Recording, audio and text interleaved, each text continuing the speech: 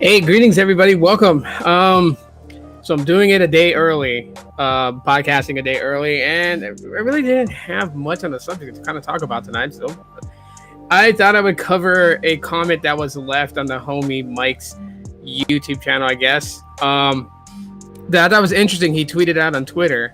So if you guys aren't followed to Team BRY, follow him. What's up, John? Give him a follow because he does tremendous work. Amazing work. I am still shocked that he's not been invited into Team Pixel yet. Not that I know of. He might have been. I don't know. I seen on the Instagram, but it was an Instagram post or Facebook, one of the two. But I'm hoping he made it in. I'm hoping one of us made it in. Be that as it may, as the title implies, Google Pixel owners like mutants from Marvel. It was a very interesting insight on it. And then what's up? What's going on, Baby Yoda? And then at the same time too, just kind of change the look of the Pixel 6 by skinning it, and I think the skin came out nice. It has that chalk color. I decided to put the Google logo on the Pixel 5a as well. So I'll talk a little bit about that and like give some tips on like the best ways to apply a skin to your phone. So then that way, hey, come on, what's up? What's going on, man? Welcome in, everybody. So I'll give like a little bit of tips on that, and then Android tablets. The LG G Pad finally wrapped up. Like I feel so much better with it in a hefty case like this. I know it's kind of bulky, but I feel much better about it. I'll talk a little bit about that later on. Let's kind of get in and talk about Google Pixel owners like mutants from Marvel. It was a very, very interesting tweet that the homie Mike shared. It was a comment on one of his videos. And when you kind of think about it, for Google Pixel owners and those that are like, big Pixel geeks, nerds, buff heads, whatever you want to call them, hashtag Team Pixel, even if you're like, there's Team Pixel as in like you and me, people that enjoy using the Google phones. And then there's like Team Pixel, which is like, Lady Red or Beat Tech Reviews, CV Tech, Paul Tech, and all them. There's a little bit of difference, there, but I can kind of see where people kind of get this, because again, like Google Pixel phones are great, right? And a lot of us, you and me, we know what Google Pixels are. Some of us are big, fans of them, right? We totally fangirl out on them. And then there's others that, they know what they are. That's not their cup of tea. They would rather, have Samsung, or they would rather have an iPhone. But in general, in the tech community, we know what Google Pixels are. We know what they are. Google Pixels have had a hard time to break out into, the everyday person out there. Those that don't come on YouTube to watch tech videos on a daily basis, right? The only time they ever really care about a smartphone is when it's time to upgrade or they broke theirs. It's the only time they really care. They don't generally care have the latest and greatest always. And then you got the mid card people where they like tech, they understand what it is, but they're not heavily invested into knowing every single piece of mobile smartphones that's out there. But they have their preferences, like Samsung and iPhone again, and they tend to stick with that, and they know everything about that ecosystem and how each hardware plays well with the other. Then there's those, right? So Google Pixels have a hard time breaking out, and it's just because to be realistic, Google has dropped the ball. That's something that, I will never shy away from in saying, even though like I find them to be intelligent, I find them to be absolutely useful. I find some of the stuff that people say is gimmicky about them to actually serve a purpose in my day-to-day. And that's why, for the foreseeable future, it's still Google Pixels for me. That could change. It could totally change. Apple could do something completely revolutionary that's just going to draw me away. It's a possibility. Samsung could do something that's going to like intrigue me. That's a possibility, right? I'm not going to stand here and blow smoke up anyone's ass and say that I'm Google Pixel for life. Even though I feel that way right now, I don't know what 5 years from now is going to hold. And I don't know what types of stuff that Google intends to do in the future with their hardware. I'm always living on the edge when it comes to Google, because Google tends to cancel out products and services like it's nothing, right? I mean, you know, go to the Google graveyard and you'll see like how many products and services Google has killed out over some time. And that always has me on the edge. I mean, Nexus was doing great. A lot of people still love the Nexus brand. They love the Nexus name. As a matter of fact, I actually found somebody on OfferUp here who I'm supposed to meet with Monday that is going to sell me his Nexus 9 tablet for $80. And the purpose of me getting it is not because it's new hardware or anything like that, but it's because, like, you guys know, I tend to buy Google products, whether it's, you know, today's products, or if it's what I consider legacy. And you know, I have a Nexus 7 2013. I don't have the Nexus 7 2012 model, but getting the Nexus 9 would be a nice step towards that. And you know, I have a Nexus 5X and I have a Nexus 4, courtesy to BTech Reviews.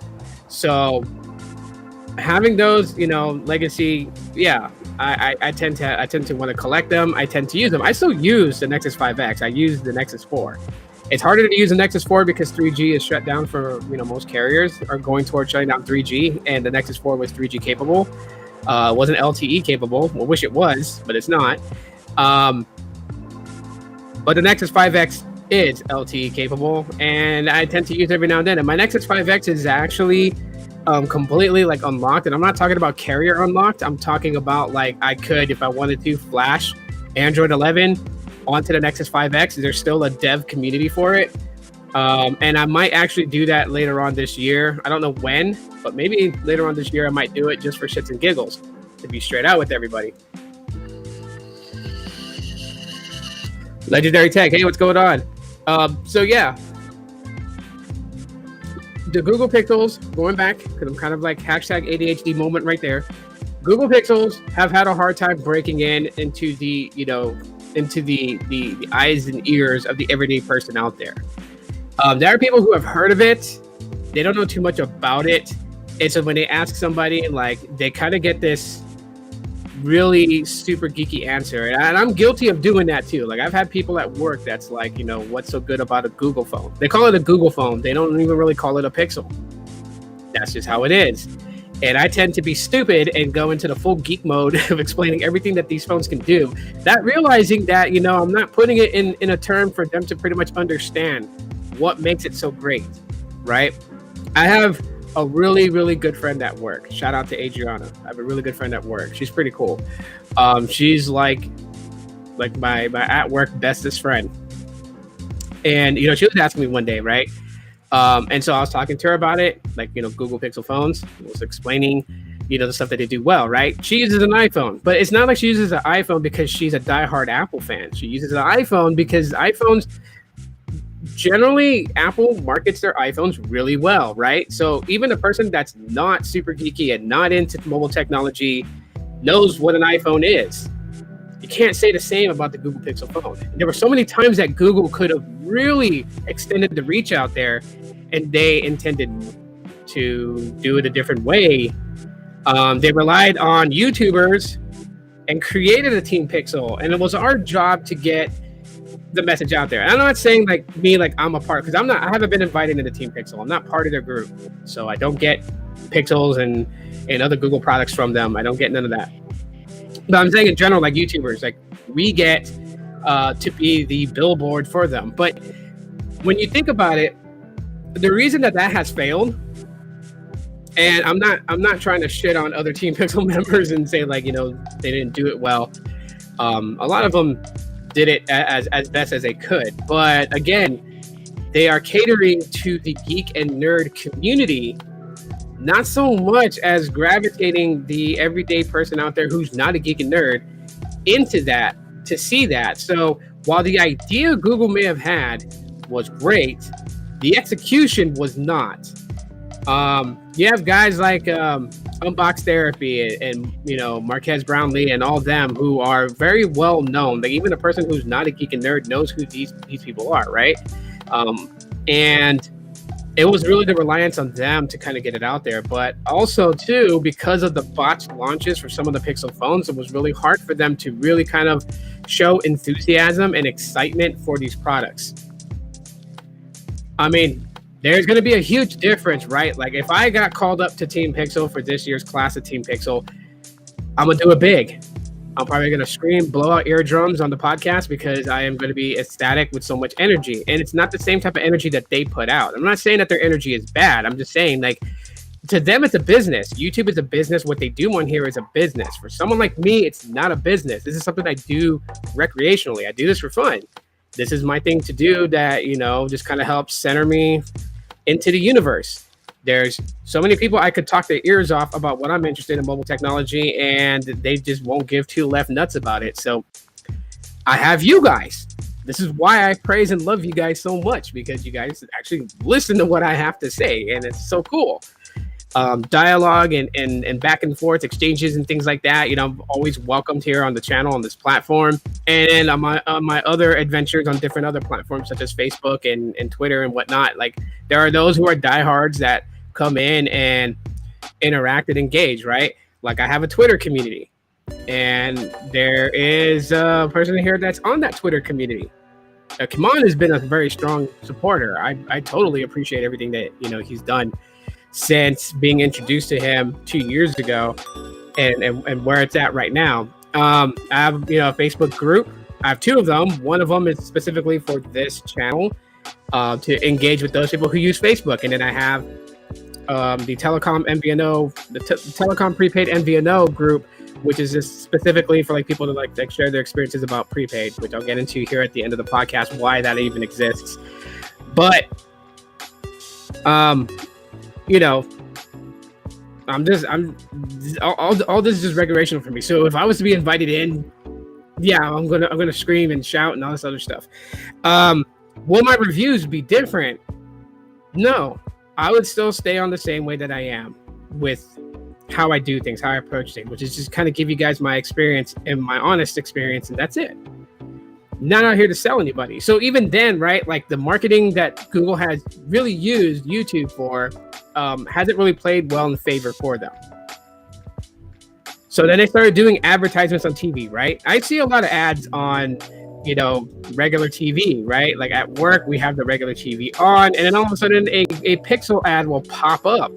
And I'm like smiling because I'm like, it's about time Google put themselves out there like that. It took them so long for them to actually want to use television advertisement to get the word out. And yeah, they are literally 6 generations behind, right? Apple's been using advertisement on TV since the launch of the very first iPhone. That was back in 2007. They've been doing that. So here we are.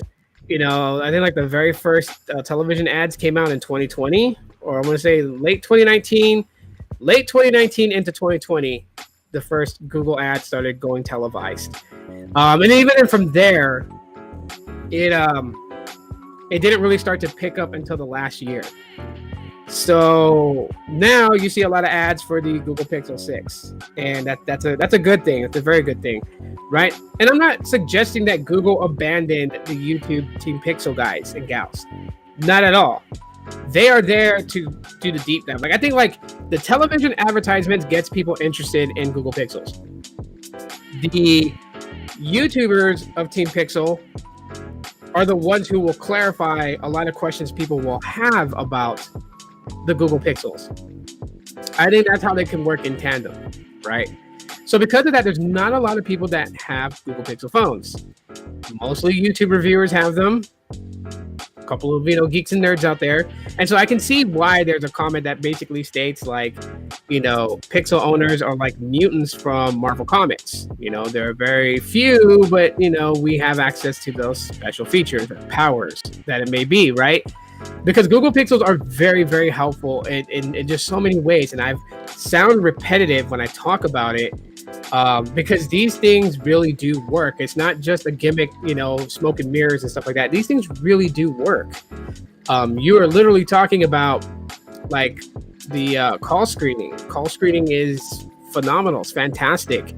Having my phone answer a phone call and engage with the person on the other line for me to know who's calling me and give me a text readout of the conversation that my assistant is having with said person on the phone is very beneficial, right? And it has really, really stopped that, spam calls, to the point it's like when people mention spam calls, I totally forget what that feels like to just have some random ass number call you and say something like, the warranty on your vehicle is about to expire. Please press 1 to talk to a representative today to continue on with your warranty on your latest vehicle. And then you're like, I don't have a vehicle from you. Yeah. I don't remember the feeling of that because I don't get those anymore.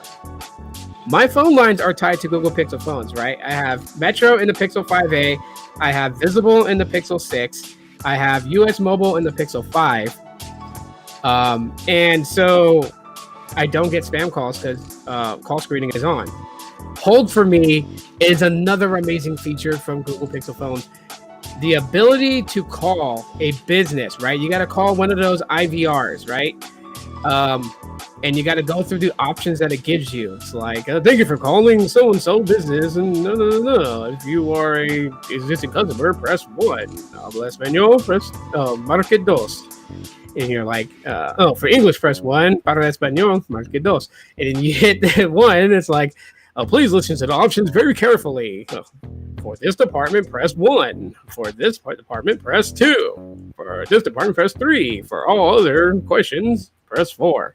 Like, you don't have to deal with that. You can choose your options of what you want to do and then hit hold for me, and it will take over the call and it will listen for a live rep to come on. What's even more cool is that when you're calling these businesses that have an IVR, you get a readout of like, is this the busiest time people call in? What's the average wait time at this time? And it'll give you a readout like, if you wait till like 7 p.m., the wait time is reduced down to like 5 minutes. If you call between 4 p.m. and 6 p.m., your wait time is 35 minutes, right? So you get like a readout of like just about the average length of wait you're going to be on. And then if it's absolutely important, you can't call back. You got to get a rep on the line right then and there. You can choose to stay the 35-minute wait and then put hold for me on and let assistant listen to that elevator music that irritates a lot of people. And then when a rep comes on, and I've heard this, the rep comes on and says, thank you for calling Metro by T-Mobile. As soon as that rep says that, the assistant responds to that person and says, the caller who will speak with you is coming on the line right now. Please hold. And it tells the rep to hold. Now, does it keep the rep from hanging up? No, because obviously they can hang up. But some of them are polite enough that they wait like 10 seconds. So as it's telling them that a live customer is coming on the line, you hit to engage in the call, you're automatically in the call to say, hi, my name's so-and-so, and I'm calling for this reason. Boom. So hold for me is a very, very fantastic feature, right? With only the Google Pixel 6 and 6 Pro and feature Pixel devices, Magic Eraser, so helpful. And I said this earlier today in a video that I uploaded the video, but I don't know, I guess podcasting just seems more natural to me than doing videos nowadays. So I guess podcasting it is. But I made mention of how Magic Eraser totally helps in situations that I'm like with the family taking photos and stuff like that. I don't have to wait for people to get out of my back shot. I don't have to wait for people. I don't have to be rude and ask people like, hey, I'm taking a picture of my kids. Can you guys kind of move out the way for a little bit? Like, no, stay there. You may have a memorable moment going on at the same time as me. So it's great that you can still have your memorable moment and I can capture mine. But I can snap the photo of my kids' expressions from that point and then use Magic Eraser later to erase the people in the background. And it's smart enough to tell me the certain things that will interfere with subject matter, right? If like a certain, let's say like a trash can just seems like it's gonna definitely pull away from the subject matter of a photo shot, it will highlight it for me to change it. I can change the color of the trash can so it blends in more with the background so it doesn't stick out like a sore thumb. And therefore, my children in the photo are the subject matter that people focus on when they see the photo, right? Everyone in the background, I can get rid of it. every little thing, right? If someone like was walking by, at the Phoenix Zoo, and like lazily threw their cup at the garbage can and it fell to the floor, to get the little cup out of the shot, I could just magic erase it away. So Tensor really helps out there. And I say Pixel 6 and newer because, Pixel 5a and older does not have that. I hate automated calls. It's like talking to a brick wall. Yeah, it definitely is. It's definitely annoying. A lot of people don't like it. So with that being said, Google Maps on Google Pixels works phenomenally good. Google Assistant is very very quick, and the live transcribe on Google Pixels, phenomenal. The ability to communicate with people that speak a different language, utilizing translation and using your earbuds, right? You can put one of your Pixel buds to the person you're speaking to who speaks a different language. They pop it in their ear. You keep one in your ear. Translation is on, and you can have a conversation. You speak in your native tongue. The earbuds hears it on their end, translates in their ear real time what you're saying in their language, and they can reply back, and my buds will translate what they're saying back to me in real time. That solves the communication barrier.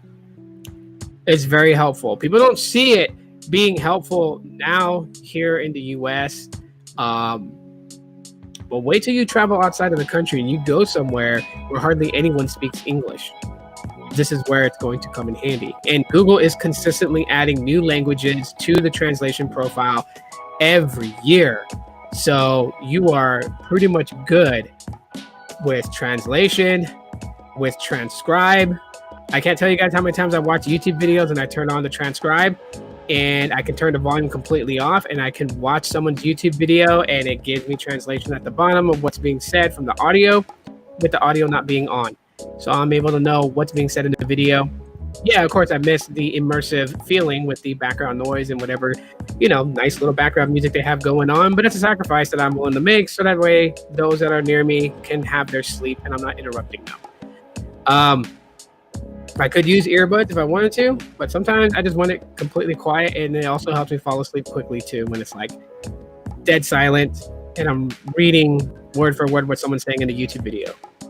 You have that. You have the voice to text option that does really, really, really well. The keyboard is really good. Like I stated in today's video when I was talking about, I don't have a speech impediment, but like if you see like my lip, there's certain times where it'll kind of go a little crooked. And it's because it was this side, this half of my face went paralyzed because a nerve got swollen, and it's a specific nerve that is on the outer part of my skull that right about here enters into the skull. It got, I thought it was an infection. It could have been, but the nerve got swollen. And because of the tiny hole that it goes through into the skull area, it was pinched, basically like a pinched nerve. But there was so much pressure on that nerve that the entire left side of my face went dead. There was no feeling. And you can kind of tell. Wait, was it my left side? Yeah, it was, because you can tell like this cheek is a little bit puffier, and this one seems a little bit flatter, and that's because like just that little bit of time of having my face paralyzed, the muscle not being used, the muscle degraded quite a bit, and it has not filled back up. So like, I feel like Harvey Two-Face from Batman, because one side of my face is a certain way, and one side's the other way. You can also see it like in my eyes too. You kind of see this one kind of droops a little bit. This one doesn't. That's like a permanent effect from what happened to me. And then like right here, it just kind of shifts. My bottom jaw just kind of shifts when I talk sometimes. So sometimes I struggle to say certain words because I want to say it. And maybe like this side of my face just can't keep up with what I'm saying in these podcasts and stuff. And so therefore it kind of, yeah. And that's what causes errors when I do voice to text on my Pixel phones, especially on the Pixel 6. It's not the Pixel 6's fault, like it couldn't understand me. It's just that I said something that sounded way different, and so it understood a different word. Anybody else, you know, like I've had my son test it out, my 6-year-old, I had him test it out. I had my daughter test it out. and they speak, and everything they say is well recorded and typed out in the message box for whatever messenger app I'm using. Why would anyone care about that? Hands-free. It works great with the Pixel Buds in. It just makes life easier, right? So there's like a lot of fundamentals of Google Pixels that I can go on and talk about, just like how helpful they are. But Google really has to advertise them. So the statement being made that Google Pixel owners are like mutants from Marvel is a very, very kind of well thought out analogy. I got to give it that.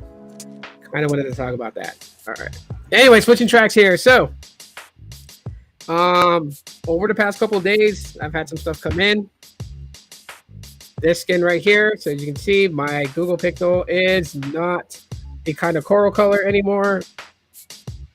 It is this white grayish chalk color, and I did throw in the colored Google logo there for good measure.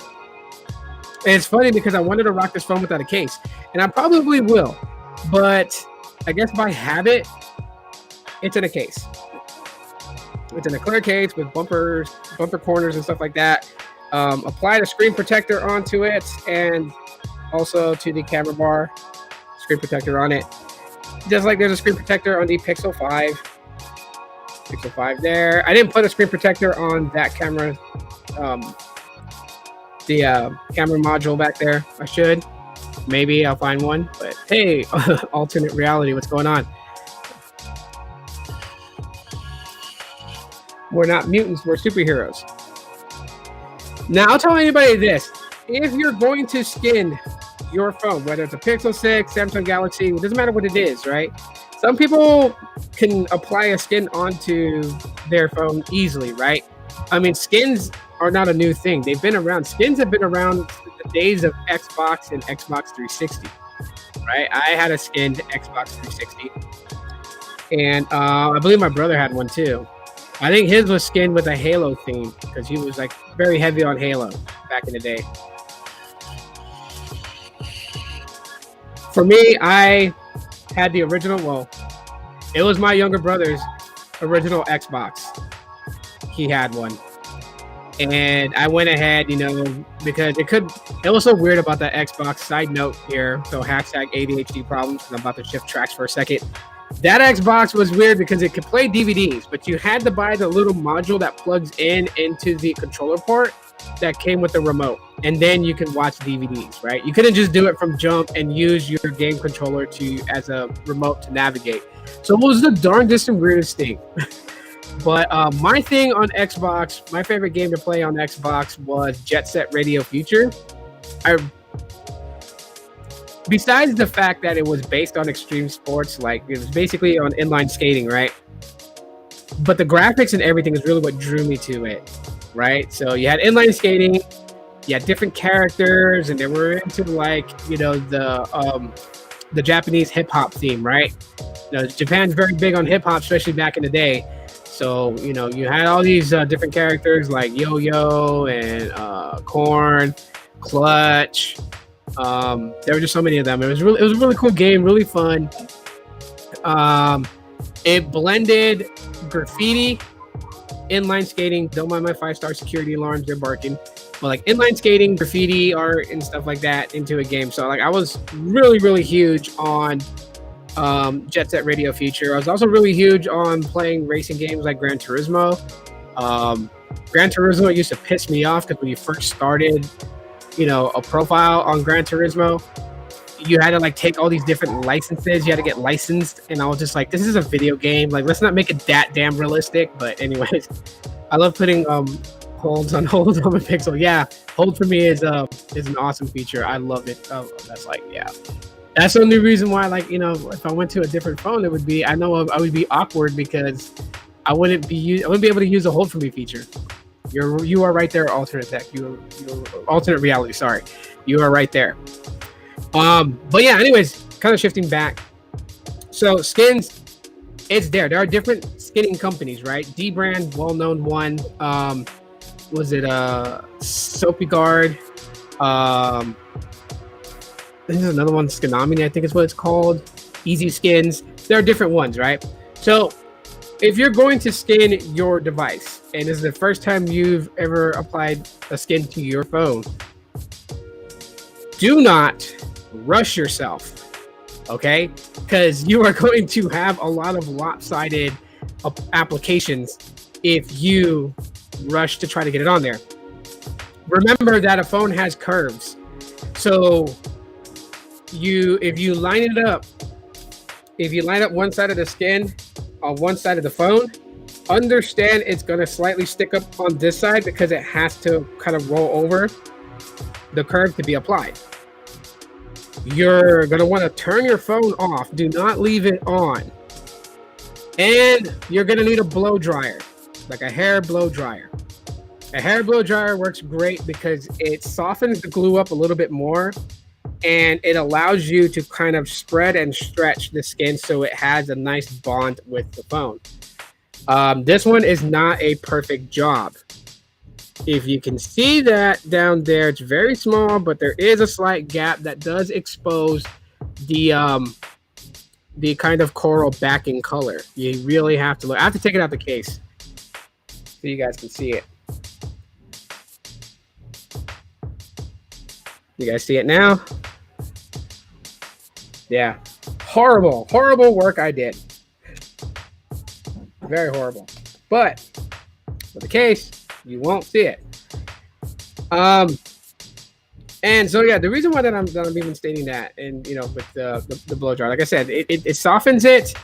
It allows the adhesive to become a little bit more moist so that it bonds pretty good. Now, I could take the skin off and reapply it and align it with the edges perfectly. I just don't feel like it. I don't feel like taking it back off. I can, as long as I don't get dust and anything stuck onto the backside adhesive, I could reapply this back on and do a much better job. But I thought I had lined everything right, and then I put the Google logo in, and the Google logo actually went in perfectly. That's why I don't want to take it off, because I'm like, oh, I don't want to have to realign that again. So I'm just gonna leave it as is. Maybe one day when I get fed up and my OCD really kicks in, then I'll probably take it out and reapply it. But so far it changes the dynamics of my Pixel 6. It gives it a different color, which is great. It also gives me the ability to rock it without a case. Now, it's not going to protect your phone from, like, if you drop your Pixel 6 on its back, it's still going to crack the back of the phone, right? What it does, though, is because the Pixel 6 is a very slippery phone, the oleophobic coating on the back of that thing is just not wearing off. So it tends to still be really slick. So with the skin on there, it provides me grip. So if I wanted to use the phone without a case, I'd have a better feeling of using it without a case. Of course, I understand that if I drop the phone and I crack it, it's going to be on me.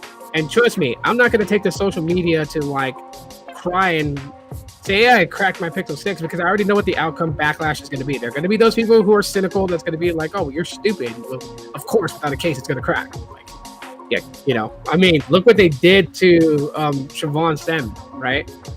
He got a Pixel 6. He was shooting some videos. Then he did a video explaining how he cracked his Pixel 6 that he got from Google, and like a lot of people were like giving him so much hate. A lot of people were just like, bashing him or whatever. But you see a lot of YouTube videos, and people don't have their Pixel 6s in cases, right? Because they want to show the natural look of the phone, and that's what he was projecting. I just think he could have did it in so many less sentences than what he was doing. I think he was kind of over explaining himself in that video, but hey, it was still a good video. And so I know the backlash if you crack it, right? So anyways, yeah, I'm probably gonna keep mine in the case for this a little while longer. And you know what? Like, you can still see, you can clearly see that it's a chalk whitish gray color. It's not full white, kind of like a light gray into white. And obviously, you can also see too, if you look closely, like this case that I got for it, obviously false advertisement about how like clear cases tend to go dingy yellow, and this one was like anti-yellowing clear case. Not so, because it does look like that it's starting to go like a pinkish yellow color on the back of it. So I'm probably going to end up ordering another clear case for the Pixel 6 just so it has that real clear look. But skinning it, not a bad deal at all whatsoever. Just take your time, align everything the best that you can, and use the blow dryer to soften the skin. So when you have it applied on there, it's okay to run the blow dryer in circular motions or sweep it back and forth, just to heat it up so that way you can start smoothing out all the air bubbles and everything like that, so it has a nice application to the body of the phone. And that's the reason why I say turn your phone off. You don't want your phone on, and you don't want to like turn it off and then do it right away. You want your phone off for a while, where the temperature of the body of the phone is on the more cooler side. So that way, when you use the blow dryer, yes, it's going to heat up the phone, but at least you're not heating up internal components that's already warm because of processing and power consumption. That's how you're going to protect it. Am I thinking of skinning the Pixel 5a? Yeah, I'm actually thinking about doing it. And like probably coming off with some way off color, maybe like yellow or something, right? Who knows? But yeah, I was going to do a throwback skin to my Pixel 6, and I was actually going to choose black for the top area to kind of pay homage to the Pixel 2 XL Panda variant. But then I was like, but I have a Pixel 2 XL Panda variant, and yeah, it's the darndest thing.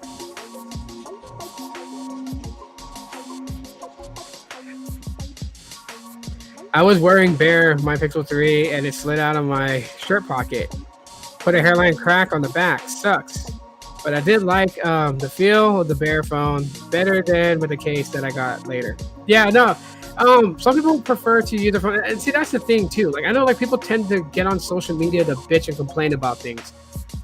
There are people who's going to do what they want to do, right? Like, you rocked your Pixel 3 without a case. You liked the way the phone felt in your hand, and you paid your money for it. So why would people really have to care? I mean, when you cracked it, you were the only one that felt the pinch because of dropping it. Right? Everyone else can say they feel for you, but they really don't feel for you. And that's the thing. I think sometimes people worry too much about what other people do with their technology, like their mobile technology, and it really shouldn't be that way. What's up, Chad? What's going on, man? Skin probably would be better for the feel, but I was scared. Yeah, skins. You have to be a little confident in applying them, and I'm not saying in the sense that you got to be a professional. What I'm saying is that if you feel like you're going to totally mess up that skin, you know, you're not coordinated, then yeah, we'll kind of hold off till the confidence builds. But if you're like, you know what, like I can probably get it on decently, why not go for it? Like I said, like I applied it to mine. I didn't do an immaculate job. I am probably going to recenter it later on, because that's my problem though. Like I know the bottom of the phone where the kind of coral pink color starts to peek out a little bit. I know that's going to aggravate me a little later on, and I'm going to end up warming up the skin, taking it off, readjusting it, and realigning it back and smoothing it out for a better bond. I'm hoping to get the Galaxy A53 5G tomorrow. Nice. What made you decide to go with that phone?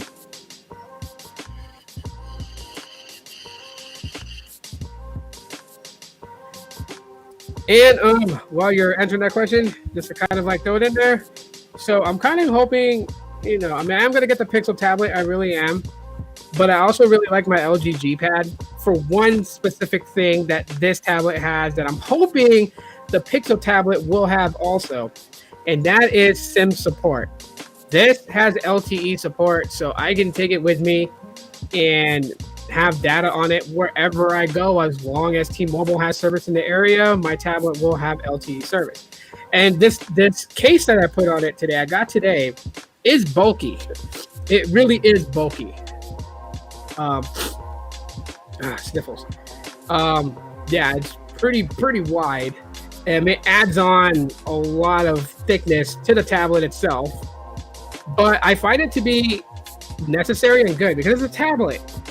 I mean, it's got my fingerprint sensor right here to unlock the tablet. And then, yeah. And while this tablet is running outdated software, it's running Android 9. Not even running Android 10, right? So it's about to be 4 generations of Android behind, I still can do what I can do on it. So it's the reason why I am looking to upgrade to a newer tablet, because newer operating system, definitely. This is the T-Mobile variant, so there's not a lot of development on XDA for it. Otherwise, I would definitely like put a custom ROM on here and get it up to Android 13 if possible. I like using tablets. They're just basically for media consumption, watching stuff at home. It's always good to have, and not always constantly using my phones, right? Because I mean, yes, the batteries in our phone, they degrade over time. After so many charge cycles, they will degrade over time. So, to spare the batteries on my phones, I'll use a tablet for media consumption, like watching movies and such. OLED 1080p screen, better processor, and cameras. Nice. I hope that the A53 is everything that you want out of a smartphone. I generally do, because I think that people should pick what they like, right? And if the A53 captured your attention, by all means, man. Samsung does make really good phones. They really do. And I'm happy with the decision that Samsung made years ago, ditching TouchWiz for One UI. And while One UI was a little bit buggy in the very beginning, they've since ironed it out, and it's a much better experience. TouchWiz was horrible. It was horrible. It was a nightmare beyond anything. It was absolutely just like, there was only one TouchWiz custom ROM that I liked, and that was years ago. It was actually for the Galaxy S, the AT&T model, and the ROM was called Showstock ROM, and it was based on TouchWiz. It was actually based on the Galaxy S4, I think. Yeah, because they had the little sidebar, which you find like on newer Samsungs nowadays, that little sidebar with all the apps. It gave you that. And I had the Samsung Galaxy Epic, the Galaxy 2 Epic 4G Touch.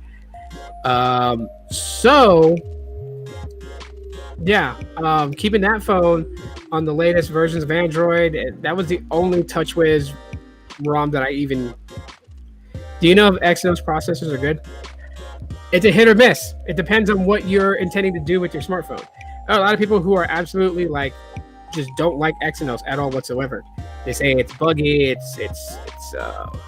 just lacks in power. There are other people who use Exynos and they're like, it's good. Like Max Lee from High End Android, he has had a love-hate relationship with Exynos. But that's his thing, though. He'll go Exynos, though. But he knows what he's doing with these phones, right?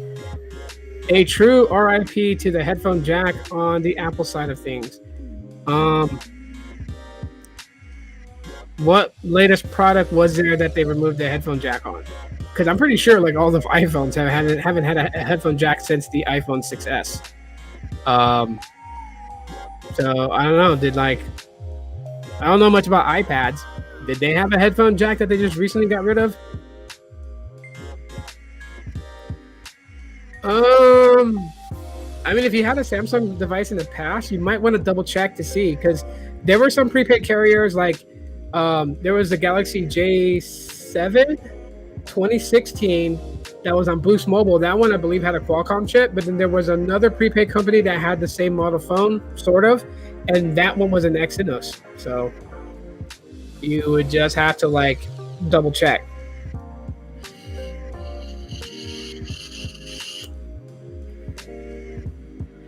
But other than that, I mean, to be serious with people, iPads still have headphone jacks? Okay.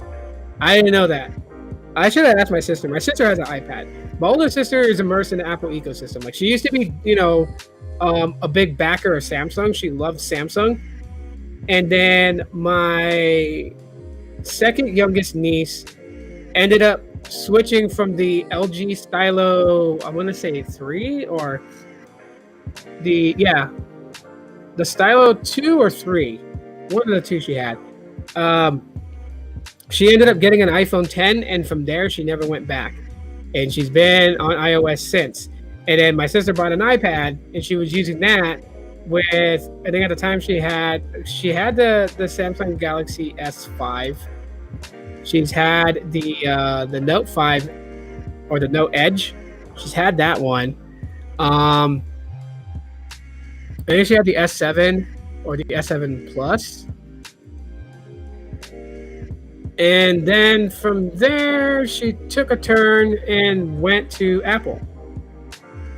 The iPhone 6s, iPod Touch is not getting iOS 16. So many of these devices are at their end. Yeah, and the reason for it is that Apple kind of shot themselves in the foot. Like, this was one of the things that when people would argue with me about Android versus iOS, which one was better, and they would talk about like, well, iOS devices have longevity and support. Like, yes, they did, but like I used to tell people, they did not because Apple wanted them to. Apple did not want people to. I mean, that's why there were so many different, fiascos that Apple got put in a bad light for, right? Purposely slowing down the iPhone 6, the iPhone 6s, the iPhone 7 with a software update, claiming that it was, to save on the battery when they got busted for it in a class action lawsuit. But the real reason is that Apple does want you to upgrade to the next iPhone. They definitely do. They want your business and they want you to stay up on the latest and greatest stuff they put out. Kind of hard to do that when your stuff is going to work for like 5-6 years, right? Because then you're not upgrading for 5 or 6 years. So I can see why with iOS 16, they did not give any love to the iPhone 7, although people thought the iPhone 7 would have been supported. Definitely not the iPhone 8. iOS 16 is available for the iPhone 10, but with very limited features, which Simple Alpaca pretty much discussed on his video. Check him out. I watch his stuff for, all the Apple iOS news and products. Very sad that the iPhone 10 is not being shown some love. At least it gets to say that it actually got iOS 16. But a lot of the things that's in iOS 16 that's going to, make the iPhone 13, 12, 11, 10s Max, 10R, 10s, and yeah, a lot of those features that's in there is not present on the iPhone 10. Very sad, very sad. There are older iPads there are iPads that have older processor chips that are getting iOS 16 according to Simple Alpaca, but yet, the iPhone 8 is not getting it. So it's just, very strange what Apple's doing. They're doing a pivot for sure. They're making some changes for sure. And yeah, you can start expecting Apple to kind of align itself in the same way how Samsung updates phones and how Google updates phones and stuff. You're going to probably see it be reduced down to like 3-year support. And, they want business, right? They need people to buy iPhones. If people are not buying iPhones every year, and if it's only the same amount of people who like to stay up on the latest iPhones, then yeah, they're going to definitely feel the pinch on that. They want everybody to. They've tried, right? But there's just people that is not biting. I know a guy that's still using his iPhone 7 Plus. He loves that thing to death, and it's gone through 3 different battery swaps. 3, I'm not kidding. 3. I'm looking at him like, how? You don't have to swap that thing out till it's like, I want to say they suggest below 85% in the battery health capacity. It's below 85%. It's time to get a new battery, according to Apple. I don't know. He's like, he does it because he wants it, to be as if day one when you took it out the box. So, yeah.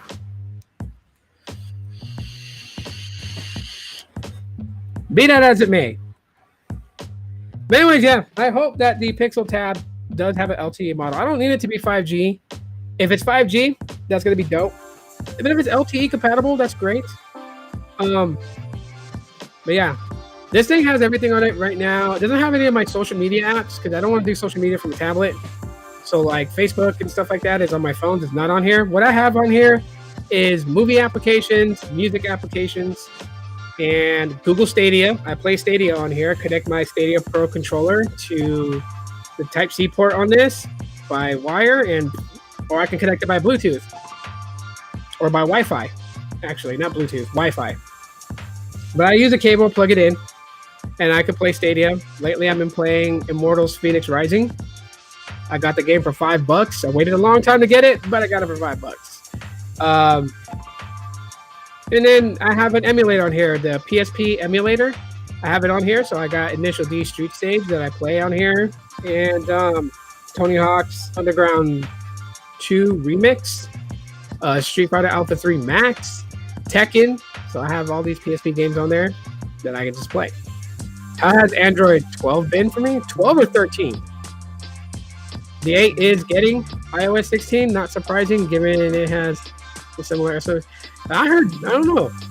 That's weird. If it really is getting it, then that's good. But is it getting it the same as the iPhone 10, where there's going to be limited things in iOS 16 that the 8 and 10 will not get, that the 10s and up will get? Because if I'm the last video I saw from Simple Alpaca, he was really kind of ranting about it, and he stated that like the 8 and under was not getting 16. I don't know. Android 12 is Android 12, man. I mean, most of my phones are on Android 13 beta 3.2, so they're on beta right now. Android 12 is not bad. I mean, the idea behind it, as far as customization, that's just based upon like your wallpaper and things like that, which is the most notable thing. That's nice to have, you know, so your phone's really going to look like what you would want it to look like. Yeah, it's Android. There's not like a drastic change between 12 and 11 as far as Android, the operating system itself. There's a lot of changes to the user interface. They've kind of refreshed it. The notification dropdown has changed a little bit with the quick settings in there, so they're more like little Dr. Mario pills, rather than, you know, having squares going across or, you know, circular quick setting toggles. They're all Dr. Mario pill shaped. Yeah, other than that, I mean, it still carries basically the same things as Android 11. So you do have swipe gestures on Android 12. You do have the Google feed when you swipe to the right. And it's just they really kind of bunker down on notifications. Now, one really big area on Android 12 is the camera and microphone notification light. So now when you are using an app, or when an app is using your microphone or your camera, there's a little indicator that tells you that the camera or microphone is in use, and it will tell you what app is using it and like how long it's been using it, right? So like, let's say like you just left a Zoom call. You see the little indicator telling you that your camera and your microphone's been accessed. You touch it. If it's no longer using those, the camera and microphone, it will tell you it was using it 3 minutes ago. So it gives you a little indicator now to know that those things are on, which I think is a really cool thing. There is an internal gaming mode on Android 12. So when you're playing a game, this thing's supposed to kick on. It's supposed to limit a lot of background services running to allow your game to be very well optimized for gameplay on your device. So you have that. They beefed up security in Android 12. So yeah, those are some of the changes that you won't see, but you will experience, right? The other stuff is more visual, which is the user interface refresh. That's a visual thing.